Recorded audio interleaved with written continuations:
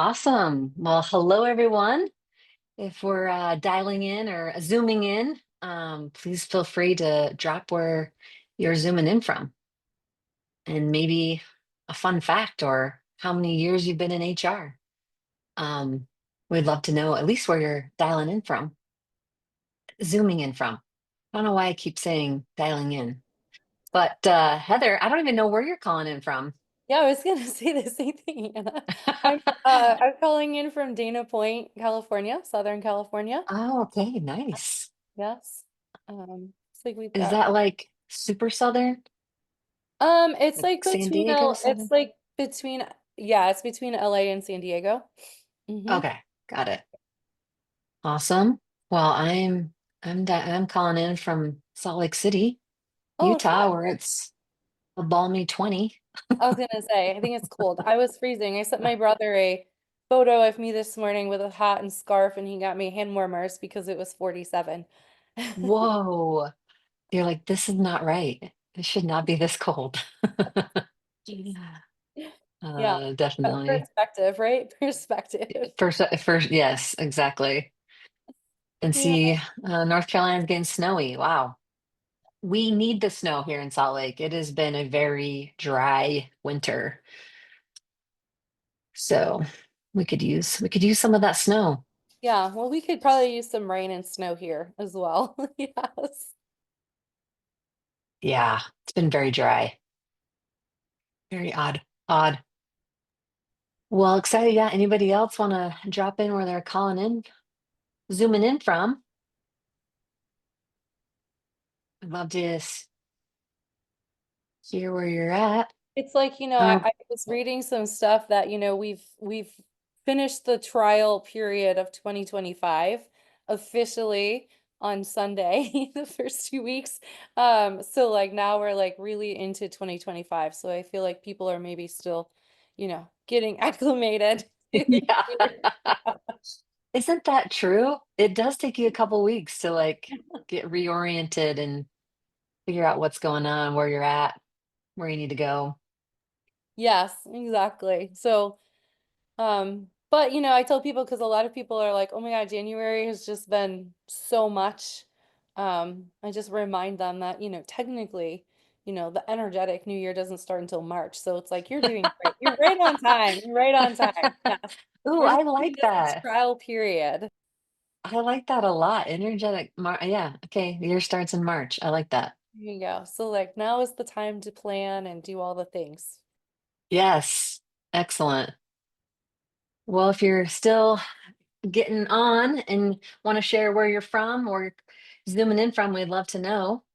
I'm in Salt Lake and Heather's in Southern California, but we'll probably just give it a few more seconds and we'll get started. I'm so excited about this topic. I cannot wait to get into it. So awesome. Well, let's go ahead and get rolling. Heather, so excited you're here. And for those of you who may have been to Missing Chapters before, welcome back. If you've never been to one of these sessions, I'm so glad you're here.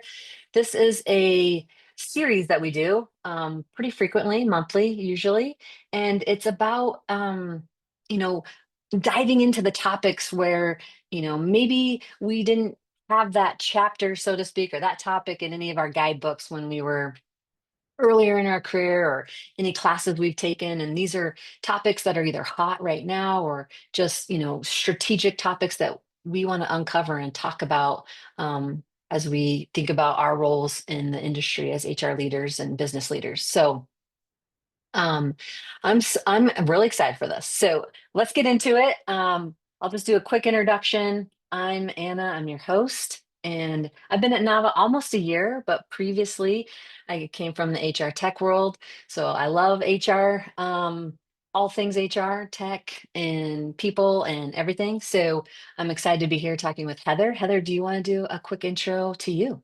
Sure, yeah. So I'm Heather Bischoff.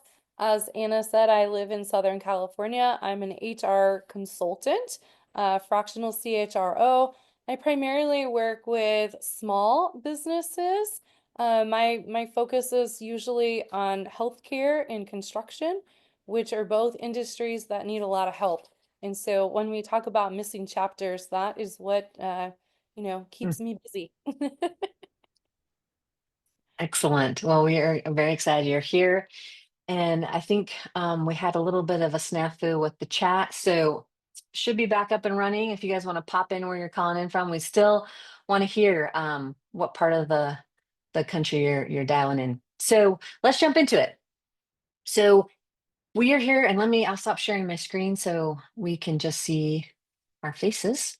Um, let's dive into it and get into, let's see, can you guys see my screen anymore? No, okay.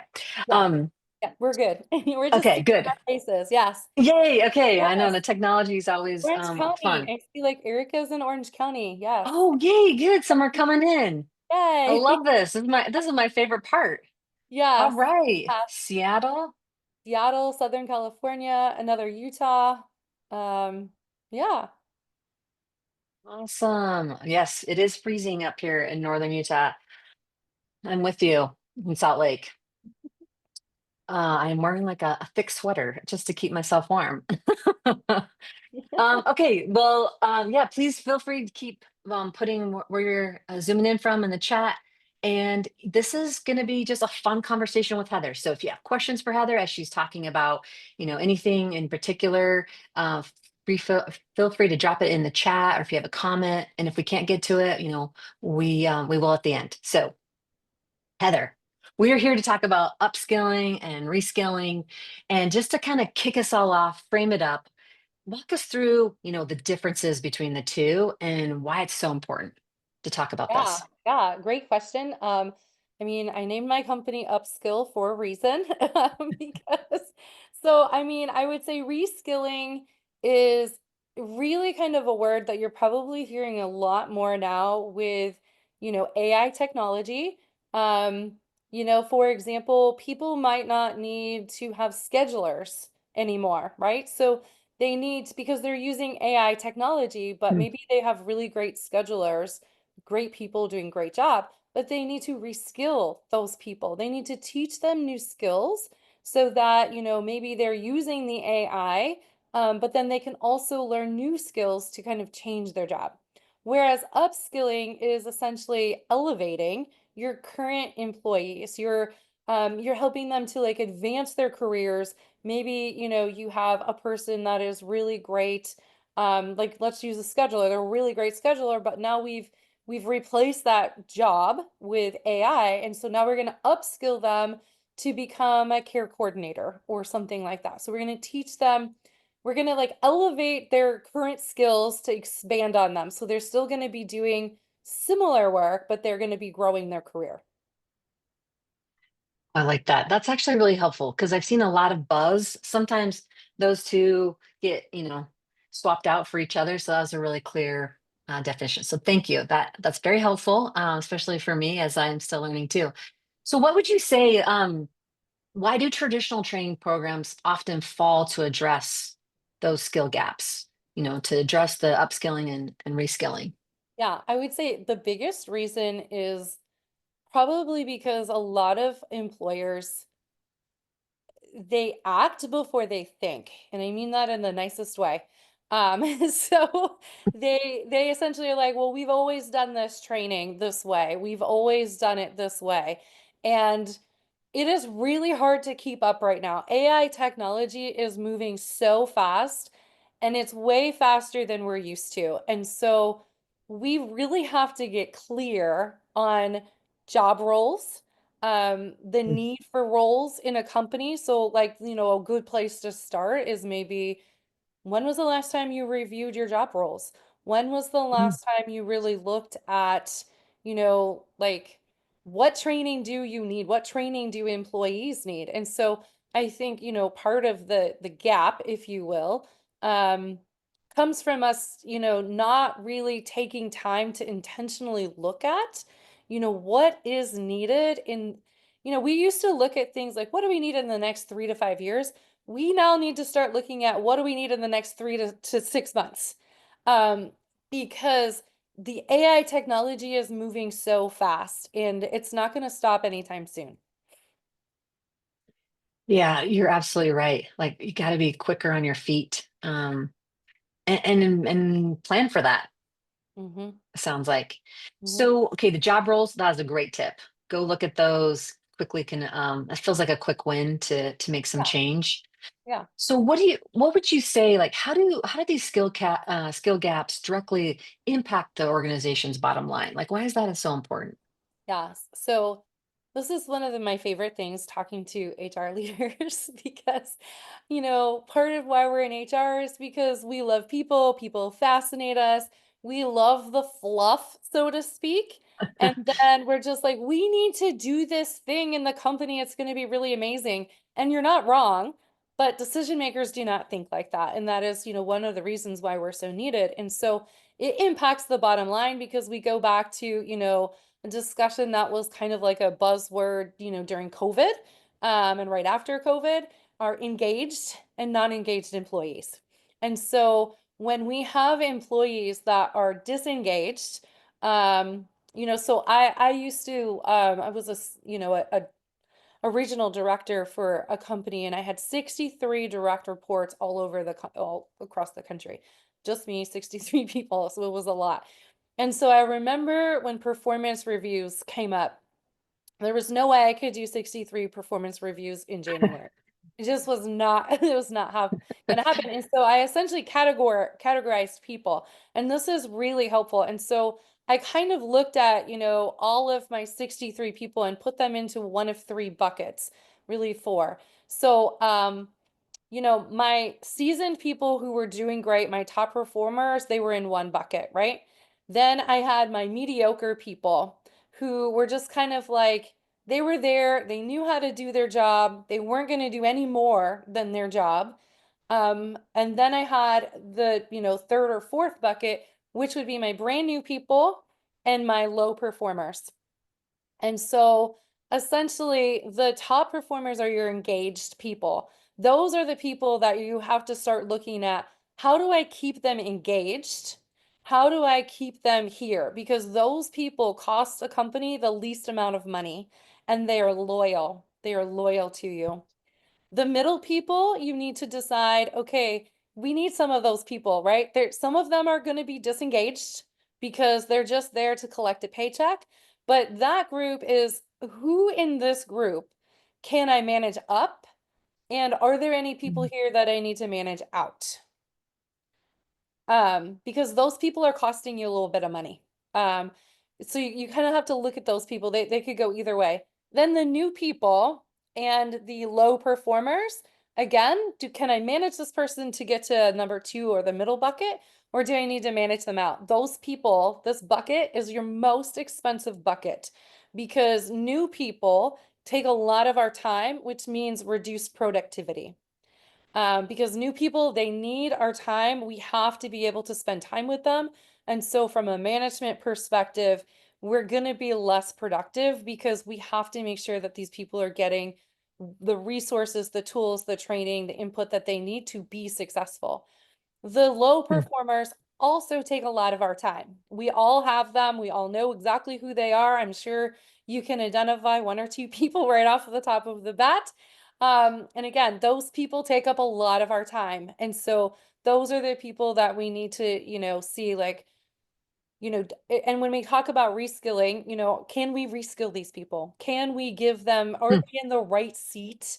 Or do they need to be in a different seat? Is the reason the same thing with the second bucket, So like, I would say with, the lowest bucket and the middle bucket, those would be, upskilling conversations. Can we give them, can we enhance on what they already know to see if they actually are a good fit here? Whereas the top people, maybe we want to reskill them. Maybe we want to teach them like what they need, the completely new skill because they've already mastered, what they're doing. They're, Mm. top performers. So can we utilize these people maybe in a different way? Can we give them more responsibility? Can we, utilize AI technology for some of their jobs so that we can start teaching them some new skills? And I like that. So how do you go about doing that so it aligns with those organizational goals? Is that like maybe it's during performance reviews or what have you seen work as you Yeah. do that alignment? I think it depends on budget. Okay. Everything. Yeah, I think there's a lot of different ways that you can actually start to identify, um, where do we need to upskill, where do we need to reskill? It's not, I would say it's not a great idea to just start throwing training at people and seeing what sticks, Mm, because I think that's a really good way to get people engaged, people disengaged. So because people are like, I have a job to do, I don't want to just continue to go through training. yeah. But I mean, you could definitely do a skills assessment. You could have people self-report. Again, looking at job performance, who is good at their job? Are they interested in learning anything else? What are they interested in learning? Like, ask them, ask the question. You can pull information from performance reviews.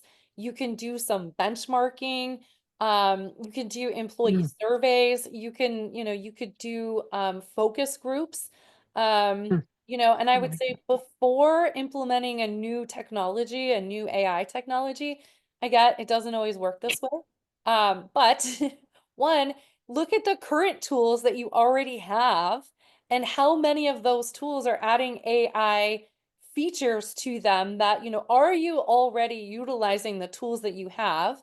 And are there people on your team who can be kind of responsible for looking at how can we leverage what we're already paying for without having to bring on new expenses. I like that. Yeah, just taking the time to talk it through, look at the opportunities and then act on it. Yeah, so what would you say, like, for someone who's maybe really new or is like trying to wrap their head around, how they might do this and how they might align it to their organizational goals? What kind of metrics would you use to, understand the success of a program like that? Yeah. I mean, I would first look at exit interviews. Honestly, if you're not doing exit interviews, maybe that's a good place to start. Why are we losing people? Why are people choosing to leave? And even looking at if we're letting people go, why? What is the reasoning behind that? Is it a skills thing? Is it a management thing? Is it a fit thing? Like start looking Mm, at some of that data that you have available on just a very low level. I mean, that should be low hanging fruit as a place to start. I would also, when it comes to metrics, I would look at who are your top performers versus who are your low performers and what is the difference?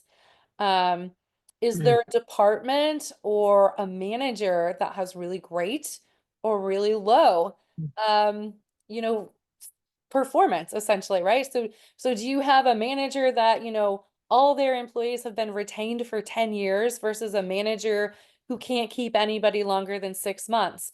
Why? What is going on? And my guess is that there's going to be a skills gap there. Um, Also, have you been sued? I mean, that's how I end up with a lot of my clients is they've been sued. And so it's just looking at, okay, there's a gap, right? So why were you sued?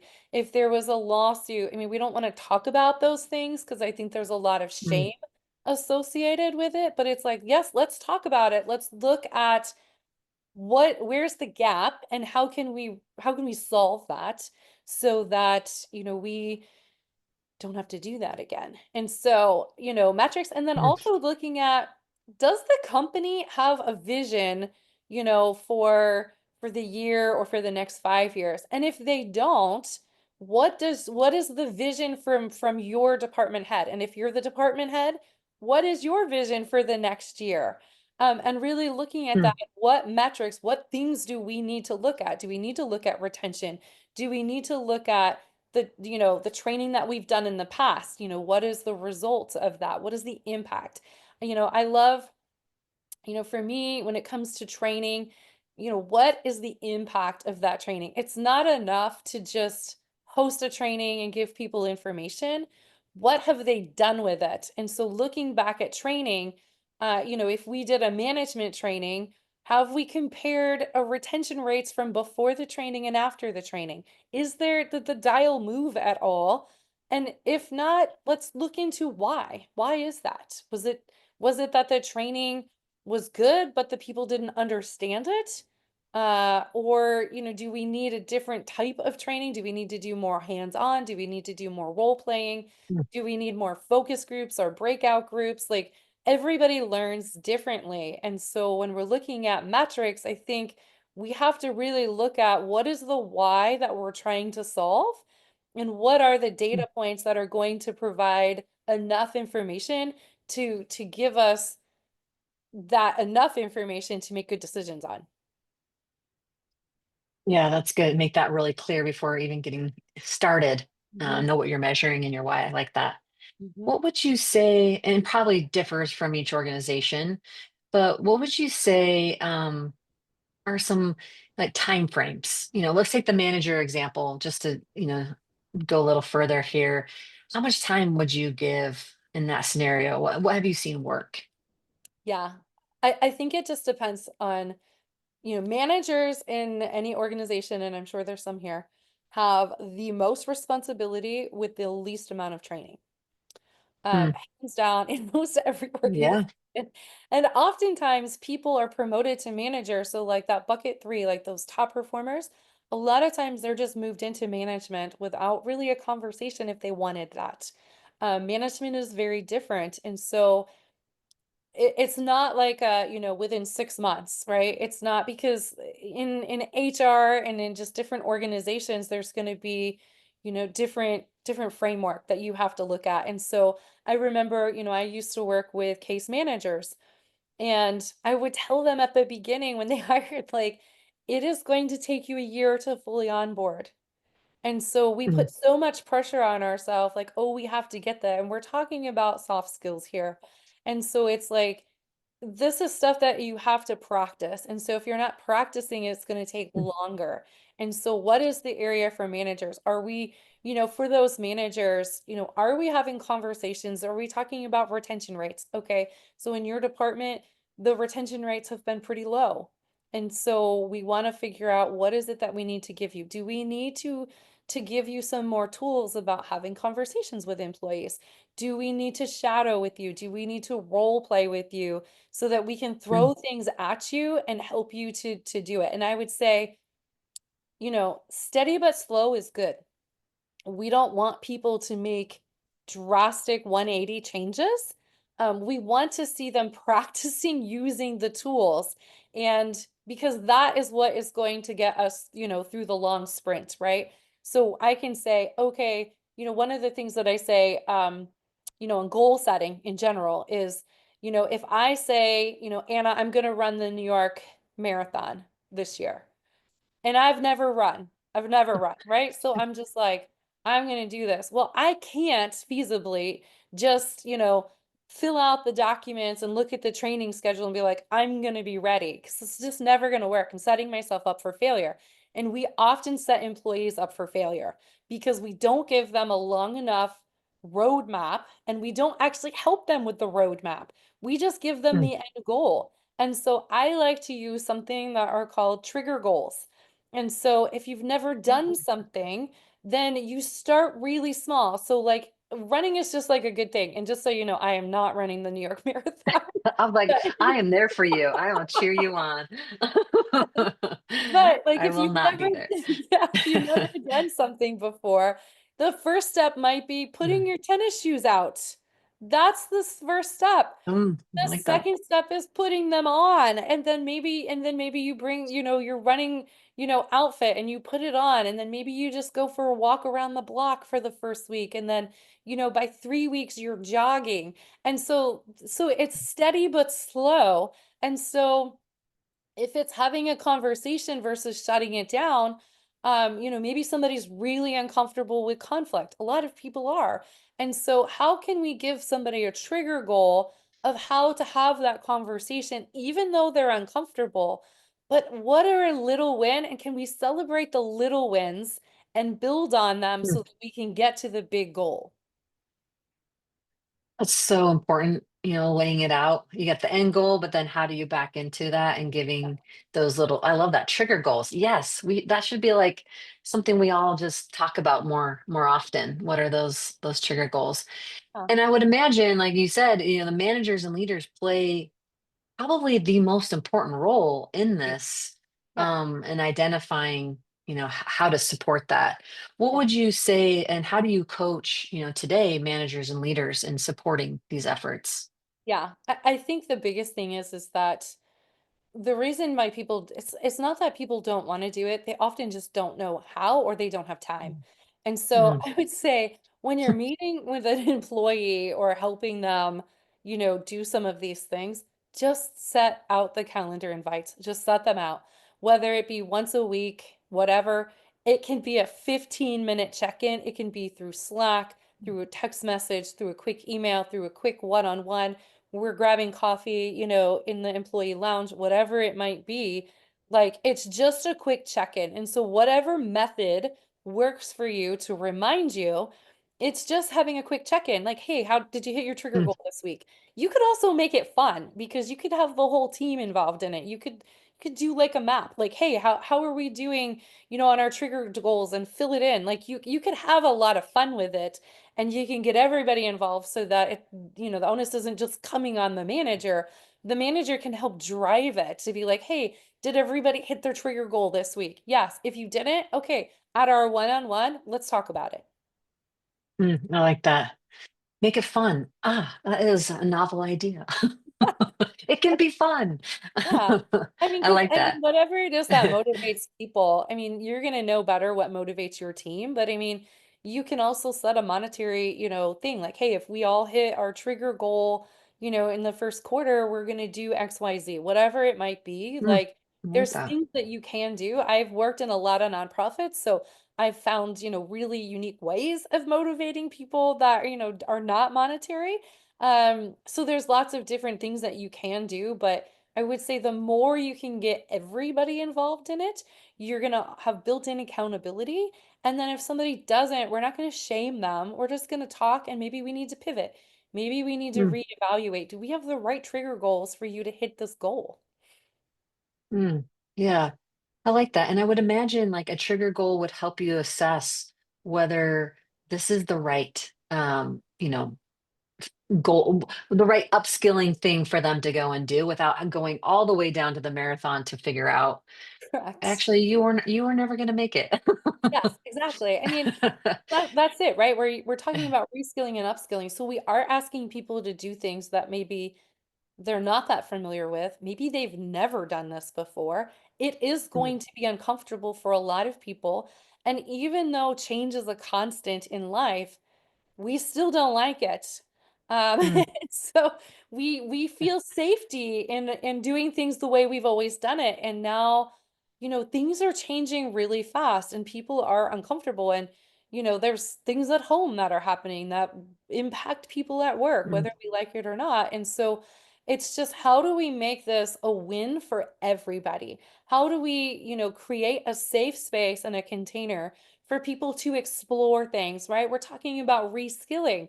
And so we're asking people to do things that they've never done before. You're going to have people that are going to be like, yes, I can't wait.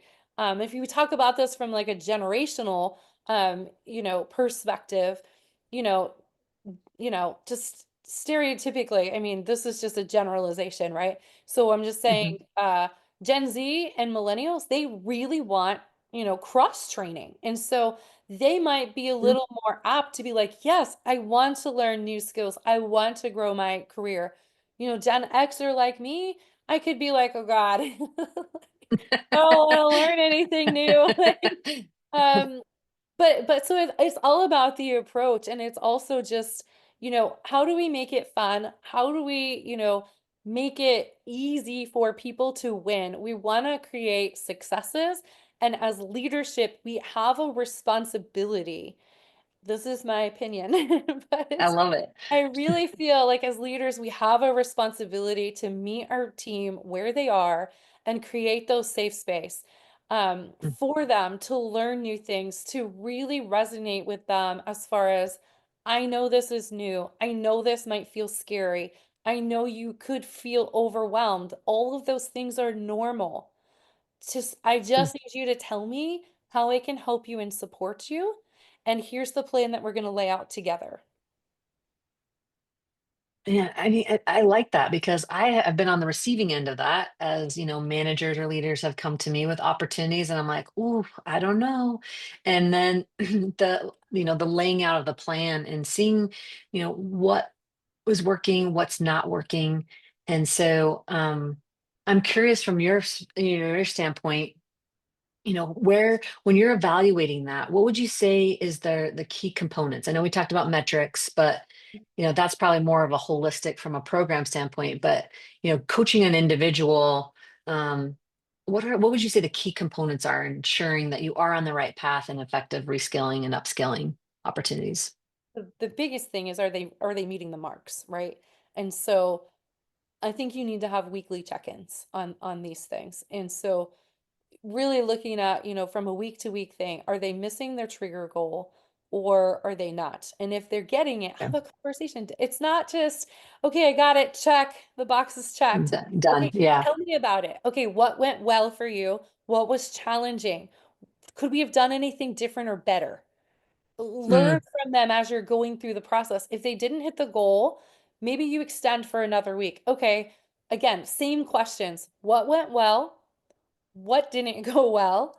What could have gone, like, what could we do differently or better? What did you like about this? mm, What didn't you like about this? You just have like literally 3 to 5 questions every week that you're checking in, whether they hit the goal or not. If they have not hit the goal 2 weeks in a row, let's maybe look at, do mm, we need a different trigger goal? Are we on the right goal? Because is it just a mindset thing where the person mm, is just too scared because fear can paralyze us? And do we need to do the thing with them maybe once or twice? Do we need to mm, like just take their hand to be like, I'm going to do it with you, because you may do it with them and find out, oh, you know what? You're right. It's not working. We thought this was working, but it's not. oh, There's yeah. there's an issue here. But if we're not checking in and they're trying to do their goal and they can't achieve it, is it a technology thing? Like, is the technology not working? Ooh, Do they have the yeah. right permissions? Is that the issue? Or is it, like I said, a mindset thing where they're just too scared and they don't know what question to ask.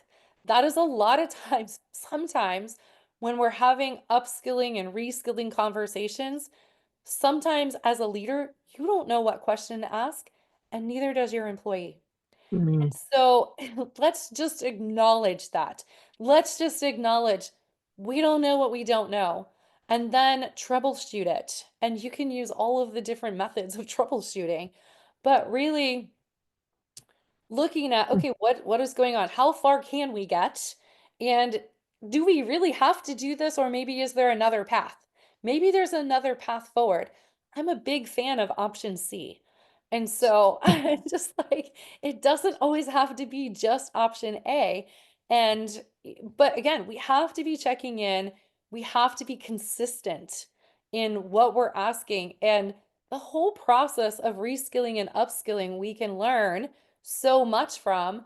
And the truth is that I know that you don't want to hear this, but the truth is AI technology is evolving so quickly that how I upskill and reskill somebody this week may change in 2 months. mm, And are we prepared for that? yeah. Have we documented the path forward so that we can help people who are going, behind us through the same journey? Yeah, that's a really good point. So when you think about AI and technology and how it plays into all of this, do you have some examples or any um yeah, what would you say, what role does that play in and how quickly do you kind of turn and reevaluate? Yeah, yeah. I work with a lot of software implementation. So a lot of my clients are on paper. And so I'm evolving them from paper, essentially. Yes, it's a real Mm, thing. Um, I, I've seen it still. Yeah. so, a lot of times, like, I'll do an implementation of the same software with a client, and then I'll have another client coming behind them, and it's a completely different implementation. And so it's not like, even for me, I can't just, well, here's how you do it. This is just, and take the employees on that journey. I have to make sure that I know what is going on because the technology is advancing quickly. And that is like, how maybe somebody, accesses their W-2 is going to be maybe different in 2 months. And just Mm. being aware of that, because it's the same thing. Like I use a lot of AI technology, and I'm like, in this month alone, I have seen so many of the technology pieces that I use add new features. And so there's a pop-up. I would say, I know Mm. you're busy. Instead of just dismissing the pop-up, take the minute to actually read it and be like, what is changing? Because that is something. Or there could be a feature that you love that you've used over and over again, and you've been using it for the last 6 months, and it moved, right? A feature got Mm. maybe combined with something different because of AI. Maybe it's in a different spot on your dashboard. Maybe they eliminated it, and so it's just those sorts of things, because a lot of those software companies that we rely on, they don't always tell us when they're eliminating features or adding new features. We get a pop-up, and we're in the middle of the day, we're busy, we got emails, we've got meetings, we got phone calls, text messages now, we got pop-ups with IMs. And so we're just constantly bombarded. And so when we go into a technology and there's a pop-up, I know because I do it too. I'm like, I can't, not today, not today. And then you never go back. At least that's what I do. And I'm like, Yeah, I what never, was yeah. that pop up? Yeah. Yeah, and then I go to use the program, and I'm like, "Wait, where is this thing?" Yeah. That's very true. And I'm sure a lot of us are relating and laughing at ourselves. And then we get mad at others when they also ignore it. And you're like, no, actually, that one you shouldn't have ignored. Yes, yes, exactly. Yeah. What would you say some other obstacles are for for organizations when they're trying to face these kind of initiatives, whether it's with technology or just maybe I don't want to say resistance Mhm. to learning new skills, but yeah, walk us through kind of how you think about that. I think it definitely depends on the organization, and it highly depends on your C-suite or your leadership. Usually, leadership, once they've come to a decision that, "Hey, we're gonna go this direction," they may say, "Okay, we're gonna work on this over a year," but they wanna see results, like, next week, right? Yes, So, right, and it's a that lot of can pressure. it's a lot of Yeah. pressure, it's not realistic, so I would, again, just acknowledge it, because I think everybody is just still, I mean, somehow recovering from, COVID. And now, Mm. there's just like, I've even seen it here in, Southern California with the fires. Like, it's really, really sad, but people are just like, Yeah. I can't take on anymore right now. Like, my emotional system is like, no, stop, Yeah, it's stop. real. And it is real. It is real. And there's a lot of people that have been experiencing a lot of changes in their life, personally and then professionally. The job market has not been fantastic the last 2 years. And so, you have a lot of people that are in jobs that they don't want to be in because they can't find another job. You've got a lot of, people who maybe are new because you did hire. So you have lots of different Mm. things. And so the obstacles, I would say, or the resistance is, people have change fatigue. Mm. You're just like, no more Yeah. change, no more change. And I think the best way to kind of, work through that and find the path forward is just by having conversations with people. And the method that you do that, it could be through one-on-ones, it could be through focus groups, it could be through department meetings. Most people, there's a lot of company that have town hall meetings. Town hall meetings are great, but let's be honest, most people are not going to say anything real in those town hall meetings, because no one wants to be embarrassed if their question, isn't Yeah. received the way they want. And that's just the Mm. reality. We're human beings at the end of the day. And so those conversations need to happen in smaller groups, and then hopefully they get, the information gets fed upstream, essentially, so that, C-suite can have some real information. But it's not just about saying, hey, we're feeling resistance. Let's tie it back to metrics. Let's tie it back to a reasonable timeline. Let's tie it back to, okay, we can't get this done, in 3 months, but we can get it done in 9 months. Like, maybe we can't Mm. get, step one and two done in the time frame you're proposing, but we might actually be able to get 4 or 5 things done if you give us a little more time as we get more comfortable. Because again, it's about setting these little wins, and the more you can get the entire organization or department involved, the easier it will be. But again, it's having those conversations and really feeling out where people are. I mean, sometimes when these, there's a book called Traction. When you're talking about just changing, like traction is the thing that just keeps coming to my mind. But Mhm. it really is a book about change management, essentially, and how to structure it in a really creative way. But what I will say Mm, is you're just gonna have small but consistent measurements. And so when people are resistant, allow them to be resistant for one, okay? Like, it's mm, okay. Be resistant. Talk to me about your resistance. What is going on? What are you thinking? Also, it's okay for people to self-select. People may self-select to leave your company because they no longer mm, align with the mm, initiative that the company is going. That is okay. You want that. We may think in our mind that that's a loss. That is a win. When people self-select, mm, that is a win. I remember in my first business, I was building up my MailChimp list. And when I mm. would see people unsubscribe from my, weekly newsletter, I took it so personal. Oh my God, they don't want to be friends with me. What did I do wrong? But I have since learned, oh my gosh, thank you. That is a huge win because I only want to talk to and work with the people who are aligned with where we are going. People who are not aligned with where you're going are going to always be resistant. They're Mm. always going to cost you more time, and the more time they cost you, the more money they cost you. Gosh, that's such good wisdom. I mean, giving yourself permission to think that way, that's hard, but it's so important. We have to remember that. Mhm, Um, yeah, so they self-select out. That's a win. I like that.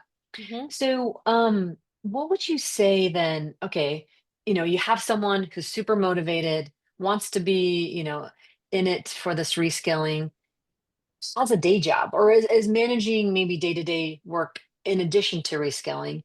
How do you balance that? How do you mhm. coach, leaders, managers, organizations to balance that? Yeah, great question. Thank you. I would say set realistic goals. That's the most important thing. Don't overpromise. Because one of the best ways and the fastest ways to take an engaged employee to a disengaged employee is to dangle a carrot in front of them for a long time. And so Mm, be realistic about what the plan can be. Um, I would say make sure that you have the authority to put them in whatever program you're putting them in. I think a lot of times as managers and leaders, we see this person and they are a rock star, and we were like, we want to move you up. We want to start teaching you. I'm going to mentor you. I'm going to give you these yeah. skills. But they have not got the buy-in from leadership. And I think sometimes the thought is, I'm going to give them all these skills. I'm going to mentor them, take them under my wing so that I can make it an easy sell.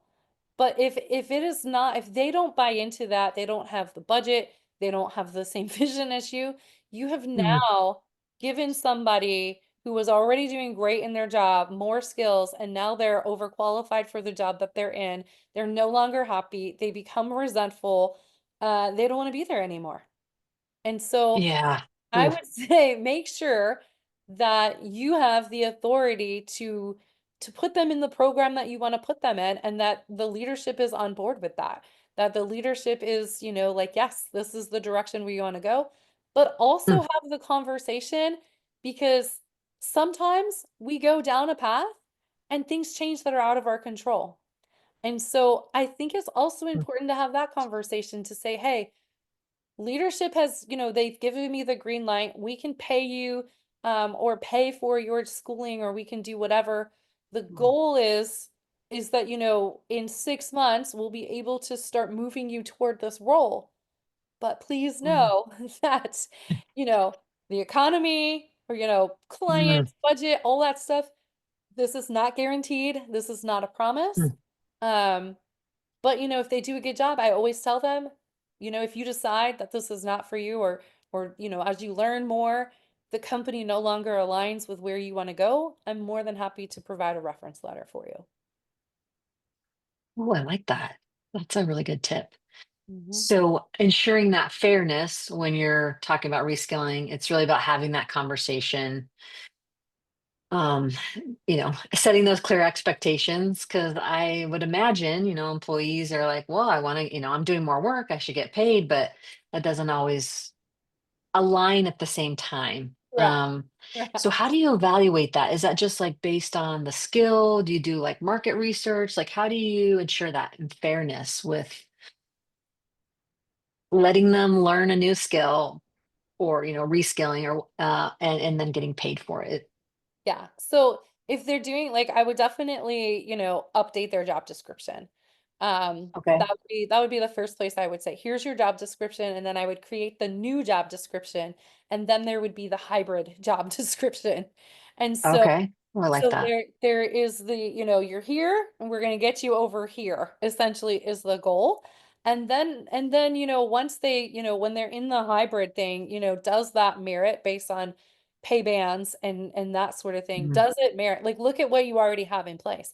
Does it merit, a small increase? So maybe they're not quite ready, because they don't have the skills yet. So they're not ready for the new job description yet. true. Um, Yeah.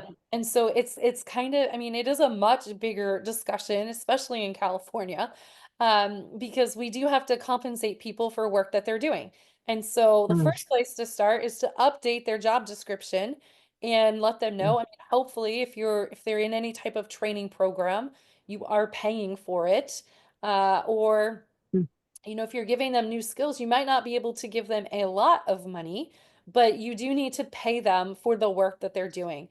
For example, if you have somebody that is a non-supervisory role and you're teaching them how to supervise, you need to pay them for the job that they're doing, not for the one that they did.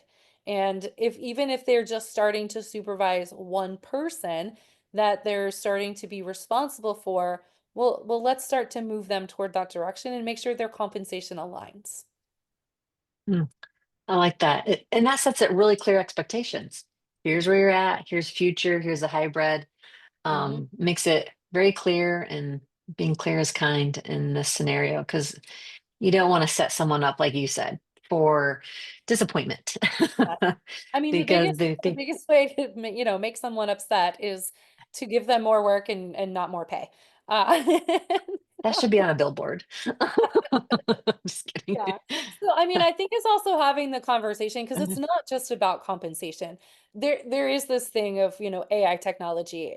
I am, replacing so many things for, a lot of the clients that I work with. I'm eliminating tasks because of AI technology. And so it doesn't mean because you change a job description that people are automatically going to get more pay. You need to have that conversation, because we're saying, Mm, hey, these parts of your job here, this, and this, we're technology is doing XYZ, technology is taking that off of your plate.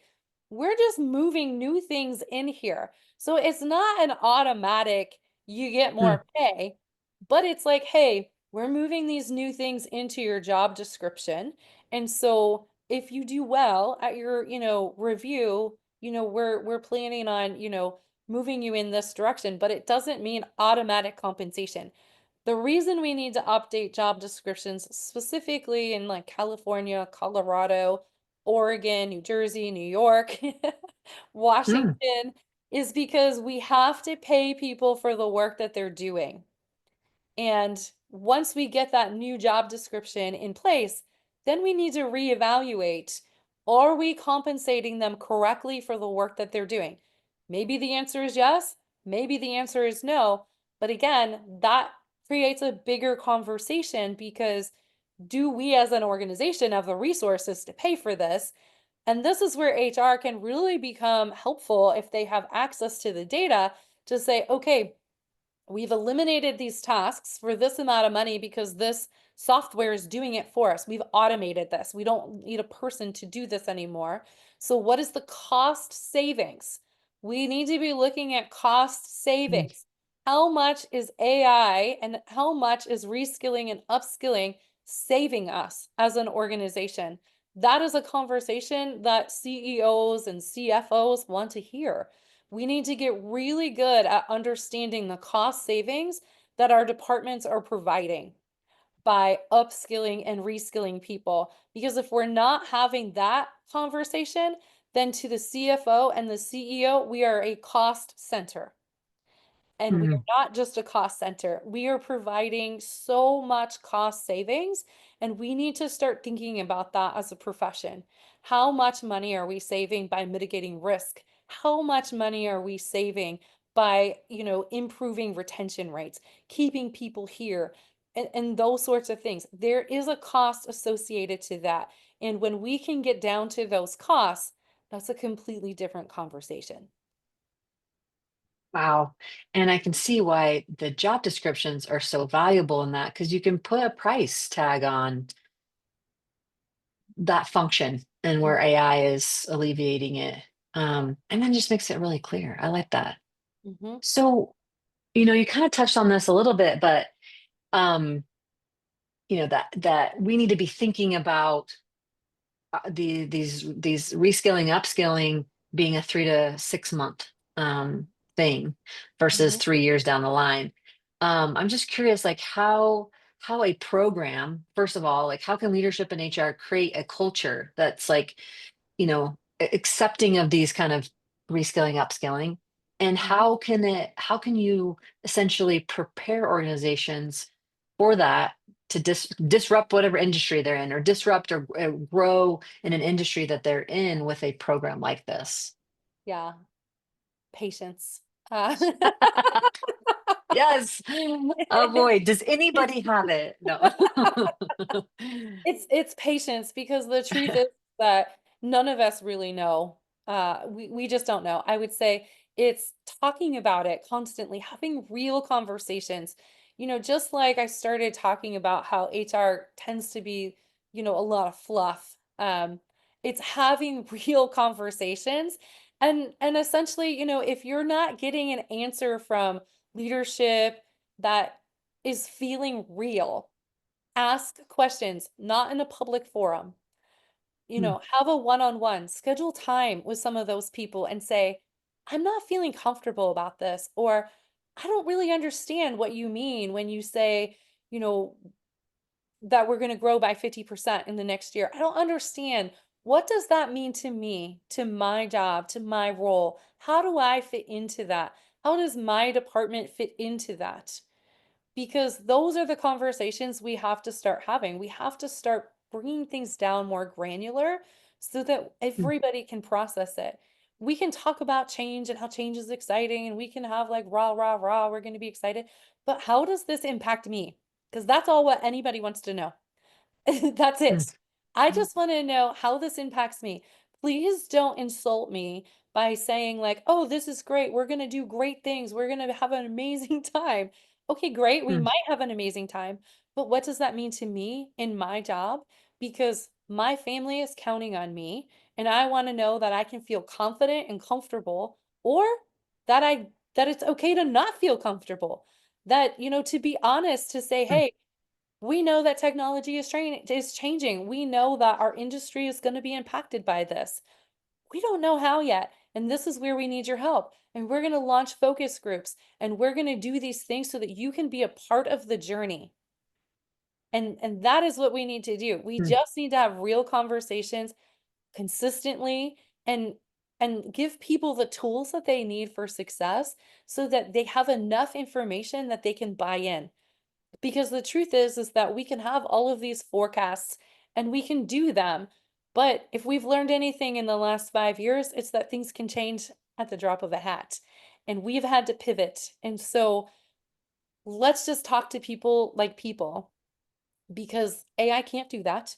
And so it's a it's true. skill that we really need to learn. We need to start focusing more on, it sounds like it shouldn't be a place and work, but we really need to start talking about our feelings a little bit more because like, how do you feel about that? Like, I don't feel great Hmm. about that. Okay, tell me about that. Why don't you feel great about it? What is it that you don't feel great about it? Well, I don't feel sure. I don't feel like I really understand. Okay, what do you need to understand? I need to understand how this impacts me. I need to understand how I can be successful in this changing environment. Hmm. It seems so simple. Heather, you make it sound so simple.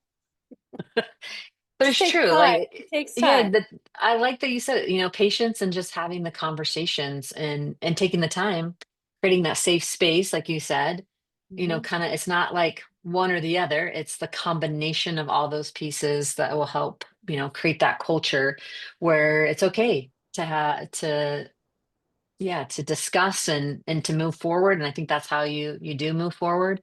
Hmm. Um, and evaluate the options for reskilling and upskilling, like you would, like you said, no one will ever know unless you have that conversation.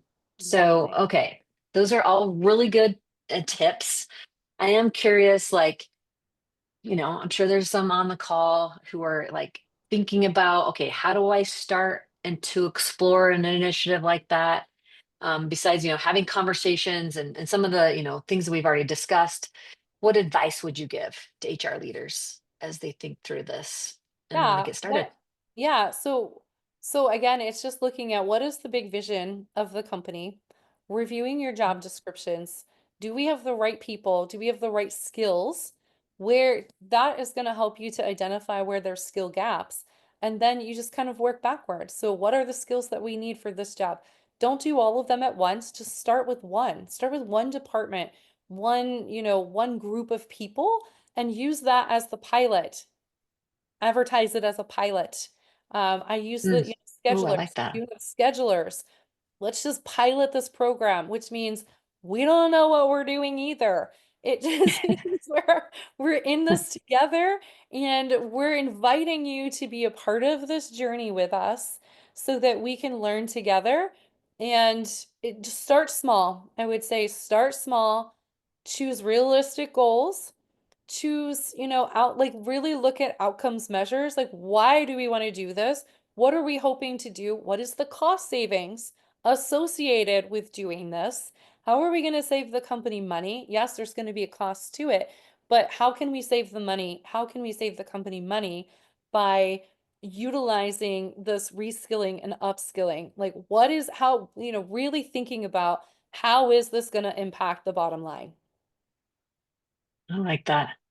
And you've outlined really great tips for how most of us can get started on that, outlining our job descriptions and really seeing where that value is, and what cost savings you can have.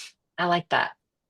Heather, this has been incredible. You're so knowledgeable on this topic, so passionate. So, all of you who have been with us to the very end, I hope you've enjoyed it as much as I have. Really great conversation. And as we kind of wrap up here, I'm going to share, um, the link to our next chapters, missing chapters.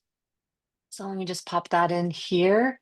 So we have upcoming chapters. So please, feel free to register, sign up. Let me just get that so that's easier to see.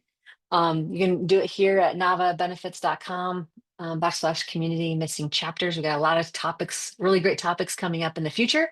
And if you aren't a part of our community, please, please, please join us. Alex, yes, put it in the chat and apply to join us. This is a great group of HR leaders, business leaders, all from all over, joining to share best practices, tips, and tricks on, what's working, what's not working, or sometimes it's like silly little questions like, what tech are you using for gifting is one of the questions that came up last week, which I thought was really great because, it's a great resource for those of us in the industry to network. So thank you, thank you, thank you so much, Heather. Super inspiring as we think about upskilling and reskilling our employee base and inspiring those who have the opportunity and potential to, you know, change the way we're doing things in our organization. And that's hard to do, like you said. But Thank patience, you for everybody, having me. patience. We're Yeah. all in it together. And so join the community to ask additional questions or to find support. And we hope to see you on another chapter. one of our missing chapter series. So thank you, everybody. Yes, Hope you all have a wonderful day. And again, thank you, Heather. Amazing. thank you.